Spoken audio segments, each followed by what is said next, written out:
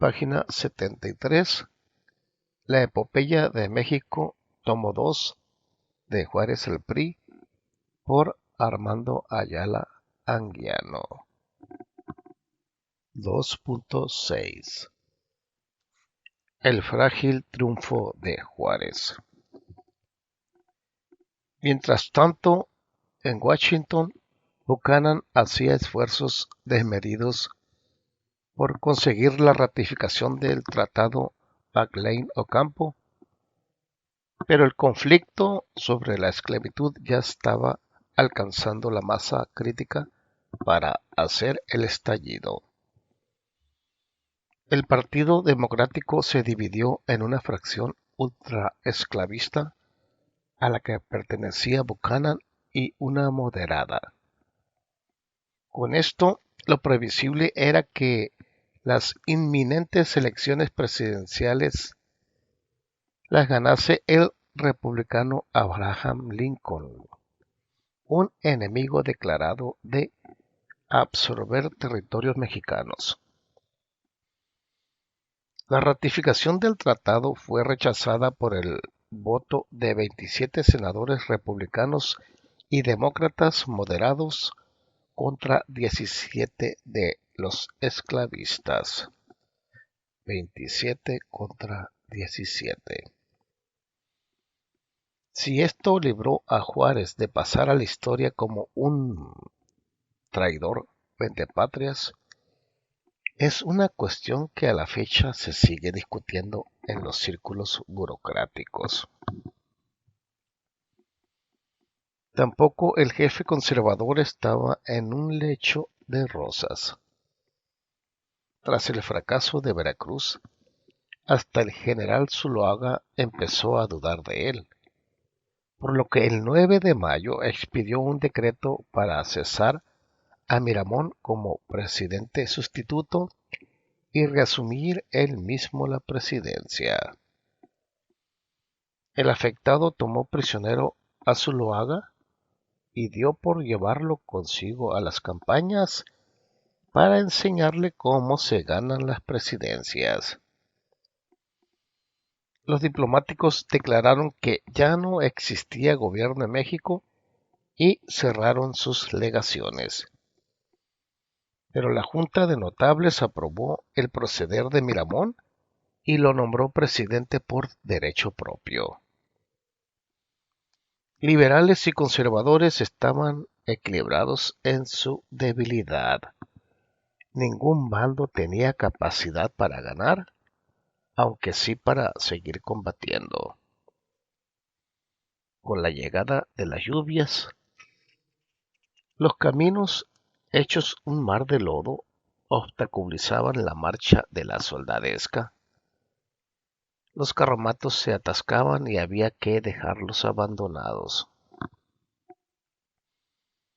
Las decenas de miles de combatientes, además de las soldaderas y sus críos, eran bocas a las que urgía alimentar y no había que darles, por lo que se temía que los infelices se desbandaran para convertirse en otros tantos bandidos que acabasen con los restos del país.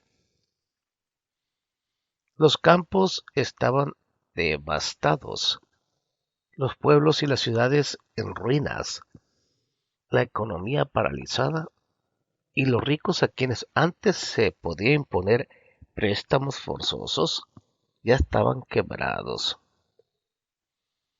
En ambos bandos se abrió paso gradualmente la idea de tomar recursos de donde los hubiera sin reparar en las consecuencias. Hasta don Santitos, quien había dejado el Ministerio de Relaciones a Ocampo y establecido su cuartel general en San Luis Potosí, acabó por adoptar esa idea. En Guanajuato, Manuel Doblado se incautó de 1.100.000 pesos que los comerciantes europeos remitían a Tampico para ser reexpedidos al extranjero. Rindió cuentas de su proceder al jefe y se declaró dispuesto a comparecer ante cualquier tribunal y aceptar el veredicto por la responsabilidad en que había incurrido. Degollado aprobó tales actos. Juárez también convalidó la incautación y Miramón, sin pretenderlo, hizo lo mismo. Al ver que los agiotistas ya no se dignaban a contestar los apremios del gobierno conservador para facilitar dinero, ordenó violar los sellos de la legación británica y se apoderó de 400,000 pesos que los comerciantes habían depositado allí para su traslado a Inglaterra. También se abrió paso a la solución diplomática. Miramón pidió al ministro plenipotenciario español que hiciera arreglos para concertar nuevas negociaciones de paz sobre una base similar a la ideada por el ministro inglés, con el añadido de que Lerdo sustituiría a Juárez en la República, lo cual aceptó el primero y el segundo rechazó con indignación. Degollado mismo escribió al ministro inglés solicitándole promover la apertura de negociaciones encaminadas a designar un presidente provisional reconocido por ambos bandos, lo que eliminaría tanto a Juárez como a Miramón. El oaxaqueño respondió destituyendo al michoacano y ordenándole presentarse en Veracruz para ser juzgado como desertor. Al cabo, el conflicto fue decidido por las armas. Los caciques liberales siempre encontraban la manera de proveer de carne de cañón a sus generales, y ya para septiembre estos contaban con un total calculado de 20,000 hombres. Surgieron nuevos caudillos, entre los que descolló el general y gobernador zacatecano Jesús González Ortega, un pseudo abogado y pésimo poeta, que primero ganó fama por haber promulgado su propia ley de nacionalización de los bienes eclesiásticos y la estrenó mandando sacar la catedral de Zacatecas y haciendo fundir un admirable altar de plata maciza que pesaba 1/4 de tonelada. 250 kilos de plata fundida. Mientras se discutía el Tratado Magleino-Campo, González Ortega recibió armas y artilleros de Estados Unidos y a mediados de agosto derrotó a las fuerzas de Miramón en una batalla que tuvo lugar en los campos de Silao, Guanajuato. Seguidamente marchó sobre Guadalajara, que tomó sin grandes dificultades.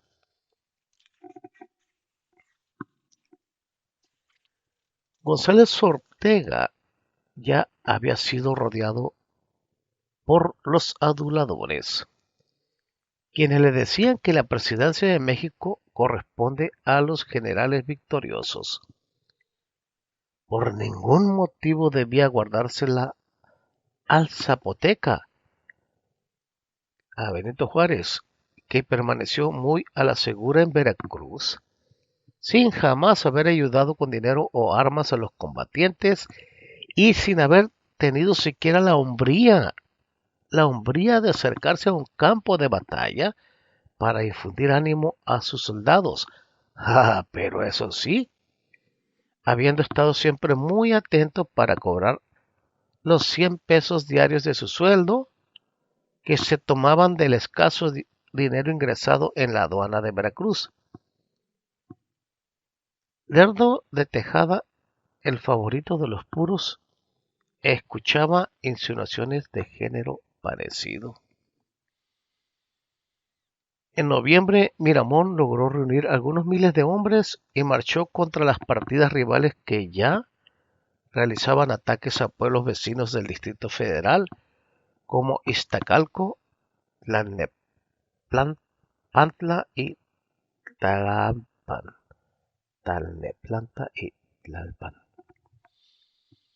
Enseguida marchó sobre Toluca, derrotó al comandante liberal y tomó prisioneros a Santos Degollado y a su secretario Benito Gómez Farías, hijo de don Valentín, los cuales daban un rodeo para aplazar la presentación de Degollado en Veracruz.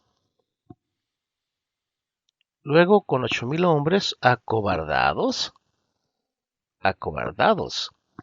Miramón salió a enfrentar a González Ortega, quien desde Querétaro avanzaba sobre la capital con 25,000 efectivos. El choque de ambos ejércitos tuvo lugar el 21 de diciembre en las inmediaciones del pueblo de Calpulalpan, Estado de México.